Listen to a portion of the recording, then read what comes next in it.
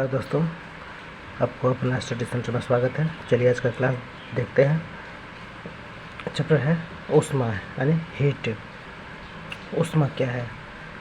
यह वह ऊर्जा है जो एक वस्तु से दूसरी वस्तु में केवल तापांतर के कारण स्थानांतरित होती है, यानी कि ताप के कारण स्थानांतरित होती है।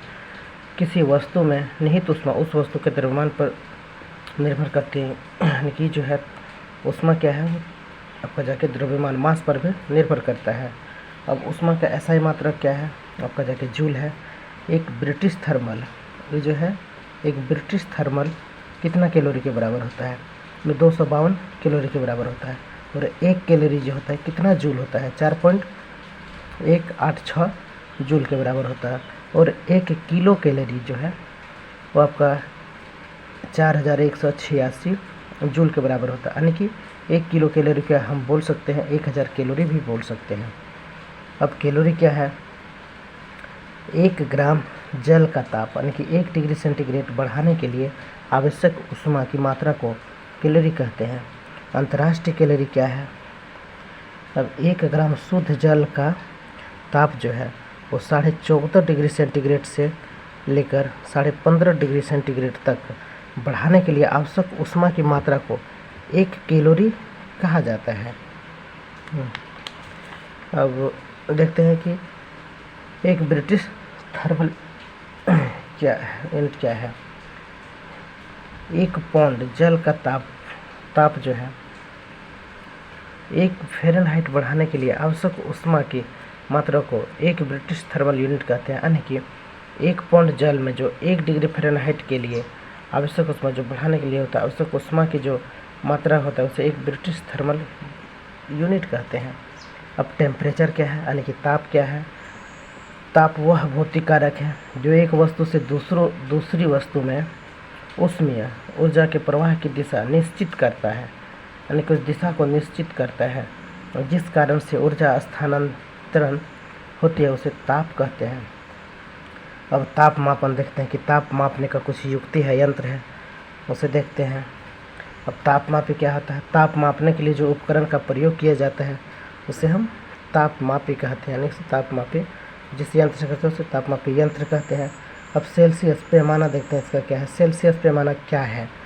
इस पैमाने का आविष्कार स्वीडन के वैज्ञानिक जो है स्वीडन के थे, वैज्ञानिक का नाम है सेल्सियस ने किया था। इस पैमाने में हिमांक को 0 डिग्री सेंटीग्रेड व भाप बिंदु जो है उसको 100 डिग्री सेंटीग्रेड अंकित किया जाता है। इसके बीच की दूरी को 100 बराबर भागों में बांटा जाता है, यानी इसमें 0 से लेकर 100 तक का इसमें बांटा हुआ होता है, और जो कि इसका पॉइंट बांटा हुआ होता है जो कि बराबर भागों में बांटा हुआ होता है, और बांट देते हैं। प्रत्येक भाग को 1 डिग्री सेंटीग्रेड कहते हैं। अब जो देखते हैं फ़ारेनहाइट पैमाना क्या है? इसका आविष्कार जर्मन का वैज्ञानिक, ये जो था आपका जर्मन का वैज्ञानिक था, इनका नाम था क्या? फ़ारेनहाइट था, ने किया था। इसका हिमांक जो है 32 डिग्री फ़ारेनहाइट है, एवं भाप बिंदु 212 डिग्री फ़ारेनहाइट है।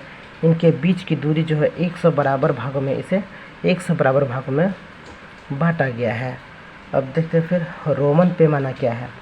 इसका हिमांक जो है 0 डिग्री रोमर इसे बोलते हैं, आर से रोमर बोलते हैं, एवं भाप बिंदु जो है 80 डिग्री रोमर है। इनके बीच का भाग जो है उसे 80 बराबर भागों में बांट दिया गया है, और 80 भागों में बांट दिया एक। अब केल्विन पैमाना देखते हैं। इसमें हिमांक जो है आपका 273 केल्विन है, एवं भाप इसका जो भाप बिंदु है उसका जो भाप बिंदु यानी कि जिसे बॉइलिंग पॉइंट कहते हैं 373 केल्विन है। इन दोनों बिंदुओं के बीच की दूरी को 100 बराबर भागों में विभाजित किया जाता है। फिर देखते हैं एक पॉइंट होता है कि परम शून्य क्या है?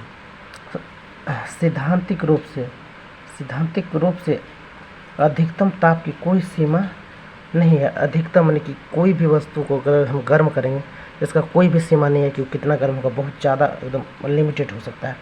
परंतु निम्न ताप की सीमा है, यानी कि निम्न ताप का सीमा है किसी भी वस्तु का ताप जो है -273.15 डिग्री सेल्सियस से कम नहीं हो सकता है।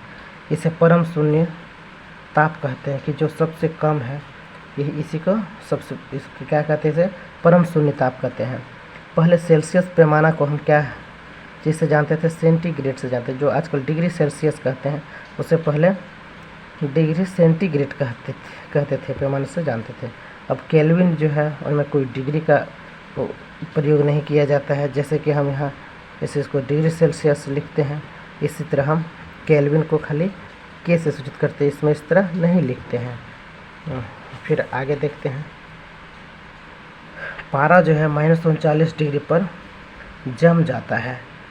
पारा है -39 डिग्री पर जम जाता है, और अल्कोहल जो है आपका -115 डिग्री पर जमता है। पारा जो होता है, थर्मामीटर का आविष्कार फ़ारेनहाइट ने किया था।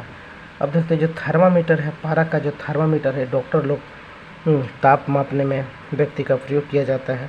और उसमें प्रसार क्या है देखता है, किसी वस्तु को गर्म करने पर उसकी लंबाई, क्षेत्रफल, आयतन में वृद्धि होती है। लंबाई में वृद्धि की माप को रेखीय प्रसार गुणांक कहते हैं। लंबाई में वृद्धि की माप जो होता है उसे रेखीय प्रसार गुणांक कहते हैं। और क्षेत्रफल में जो वृद्धि की माप क्षेत्र, उसे क्या कहते हैं, क्षेत्रीय प्रसार गुणांक कहते हैं। और आयतन में जो वृद्धि जो आयतन में वृद्धि होता है उसे आयतन प्रसार गुणांक कहते हैं। अब देखते हैं, लंबाई वाला को अल्फा कहते हैं, और फिर क्षेत्रफल वाला को बीटा कहते हैं, और आयतन वाला को गामा कहते हैं। तो अल्फ़ा बीटा गामा, इनका जो अनुपात है अल्फ़ा बीटा, इसका जो होता है 1:2:3 का होता है। अब जल का जो होता है असामान्य प्रसार जो होता है, सभी द्रव्य गर्म किए जाने पर आयतन में जो होता है वो बढ़ता है। नहीं, कोई भी द्रव्य को अगर हम गर्म करेंगे तो उसका आयतन में क्या होगा, वृद्धि होगी, बढ़ेगा। परंतु जल 0 डिग्री से 4 डिग्री तक गर्म करने पर आयतन उसका जो है घटने लगता है। यानी कि जब जल को हम शुरू से गर्म करते हैं तो जब 0 और 4 डिग्री के बीच में रहेगा तो घटेगा उसका, तथा 4 डिग्री के बाद गर्म करने पर आयतन में बढ़ना शुरू हो कर देता है। और 4 डिग्री जो है, 4 डिग्री सेल्सियस जल का जो घनत्व होता है सबसे अधिक होता है। ये बहुत ही, ये पॉइंट जो है बहुत VVI है, इम्पोर्टेंट है, इसे याद रखें। तो देखें हैं, इतना देखें। फिर जो हीट का क्लास है इसे एक पार्ट में लिया जाएगा। ये पहला पार्ट था, दूसरा पार्ट फिर बहुत जल्द लेंगे। चलिए इसी के साथ आज का क्लास को समाप्त करते हैं, और हमारे वीडियो को लाइक कीजिए, शेयर कीजिए, और चैनल अपना स्टडी सेंटर को आप लोग सब्सक्राइब कर दीजिए। चलिए ठीक है, जय हिंद।